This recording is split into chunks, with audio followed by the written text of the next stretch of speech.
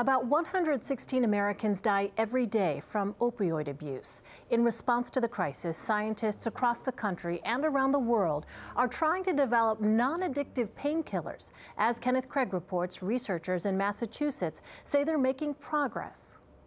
And not many people know they're addicts until they start using.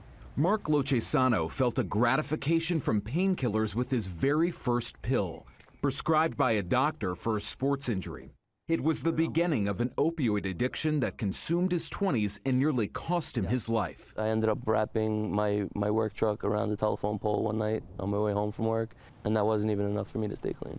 Mark is now in treatment at St. Christopher's Inn, run by a ministry of the Franciscan Friars of the Atonement in Garrison, New York. He's part of a staggering number of Americans swept up in the nation's opioid epidemic. But now, these 3 Harvard-trained scientists believe they've developed a breakthrough, a non-narcotic painkiller 50 times more powerful than morphine, but is non-addictive. We were told the same thing about the painkillers currently on the market, that they were non-addictive, that there was no risk for dependency, and look where we are now. The onus is really on all of us to make sure that the scientific rigor is maintained. The team at Blue Therapeutics believes the answer lies in their molecule Blue 181.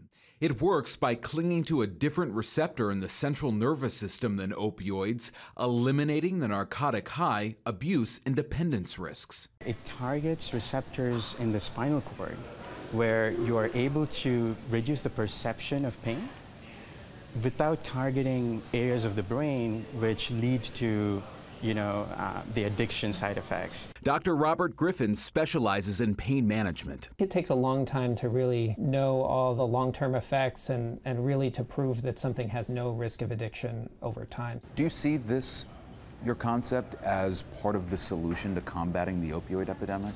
Absolutely. I think the opioid epidemic, the main driver of it is the fact that a lot of us are in pain.